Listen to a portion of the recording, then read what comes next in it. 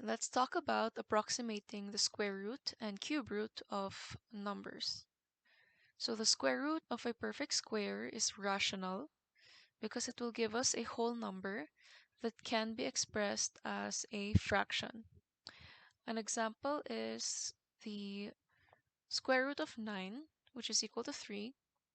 3 can be expressed as a fraction 3 over 1. Now the cube root of a perfect cube is also rational because it will give us a whole number that can be expressed as a fraction. For example, we have the cube root of 27, which is equal to 3. 3 can be expressed as a fraction 3 over 1. But what about the square root of 10 or the cube root of 28? The square root of 10 would give us 3.162277666017, and the cube root of 28 will give us 3.03658897188 if you use a calculator. But the calculator gave us values that are only approximations. This means to say that the roots that they gave are not exact, but they are the closest possible root. These roots are only approximations because 10 is not a perfect square and 28 is not a perfect cube. The square root of 10 and the cube root of 28 are irrational numbers that neither terminate nor repeat, and they are also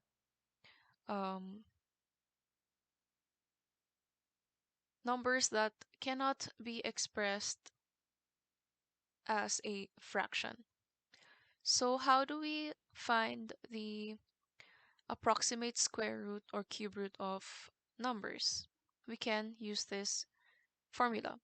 So we have the nth root of a is equal to x plus a minus b over n times x raised to n minus 1, where a is the number we are getting the square or cube root of, n is the degree, 2 for square root, and 3 for cube root. B is the perfect square or perfect cube that is closest to the value of a, and x is equal to the nth root of b. So let's have this example. Let's try to approximate the square root of 10. So let's map out our given. So we have a, which is equal to 10, n, which is equal to 2. Now our concern here is to look for b so that we can find x. So how do we find b? B is the perfect square closest to the value of a. So let's take a. A is equal to 10. A is equal to 10 here. And let's try to observe where 10 would be located. Would it be in between 1 and 4? Would 10 be located between 4 and 9? Or would 10 be located in between 9 and 16?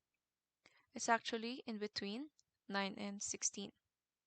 Now, is 10 closer to 9 or is it closer to 16? So the answer is 9. 10 is closer to 9. And 10 is located in between the numbers 9 and 16. So I hope that part makes sense. Okay, so to further explain that, 10 is 10 is yeah, it's greater than 9, but it is less than 16. But 10 is closer to 9, so we take 9 as our value for b. Now finding x is easy. We just use this formula. So What is n? N is 2. B is 9. So this means to say we are getting the square root of 9. The square root of 9 is 3. So now that we have all the values that we need, let's try to use this formula. So we have the square root of 10. That's equal to x, which is 3. X is 3 plus a, which is 10, minus b, which is 9, over n. What is n? 2. 2 times x, which is equal to 3, raised to n, which is 2, minus 1. So let's try to put that in the calculator. We have 3 plus, what was that? Okay, 10 minus 9 over 2 times 3 raised to 2 minus 1. So the approximate value that we were able to solve for the square root of 10 is equal to 3.166. So let's just get 3 decimal points for now.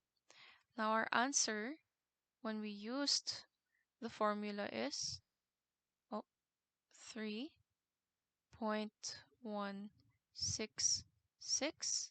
Let's try to see what the calculator will give us. What approximate value will the calculator give us if we look for the square root of 10? It gave us 3.162. 3.162. Now, if you compare the answer that we got using the formula with the answer that the calculator gives, if we directly put in the square root of 10, and the answers are close to each other, then that means to say that you did it correctly. You were able to use the formula correctly. So difficult to write. Okay, now what about approximating the value of 28? The value of 28, the cube root of 28, sorry. Let's try to approximate the value of the cube root of 28. So we have our given a is equal to 28, n is equal to 3, b is, we don't know what b is yet, but b is again the perfect cube this time since the degree is 3. Perfect cube closest to the value of a. So let's take the value of a, 28, and let's try to see what are the perfect cubes closest to 28. So 28 would be found in between 27 and 64. 28 is greater than 27, but it is lesser than 64.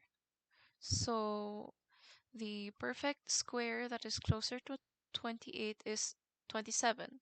Okay, 28 is quite far from 64. So we get 27 as our value for b. Now, let's get the value of x while getting the cube root of b, which is 27. So a while ago, our n when getting the x was 2 because we are looking for the square, so that's 2. But if we are getting the cube root, n would now be 3. Okay, so what is the cube root of 27? That's 3. Wait, am I right? Double check. What is the cube root? Oh, what is the cube root of 27? Okay, it's 3. Now let us try to substitute all of these values of a and b and x into our formula. So we have the cube root of 28 is equal to x, which is 3, plus a, that's 28, minus b, 27, over n, which is 3, times x, which is also 3, raised to n, or 3 minus 1. So let's try to use our calculator to solve for that. Oh, whoops, we have 3 plus 28 minus 27 over 3 times 3 raised to 3 minus 1. That gives us 3.037. 3.037. So let's write the answer here. The answer that we got by using the formula is 3.037. And let's try to compare it with what the calculator will give us if we directly put the cube root of 28. It gave us 3.036. So it's quite close to what we got. Yes, 3.036. So since the answer that we got by using this formula is close to what the calculator gave us, then it's a sign that we were able to solve correctly. And I hope you were able to understand the process of how to use this formula. And I will be giving you an activity so that you can practice solving using this formula that you learned.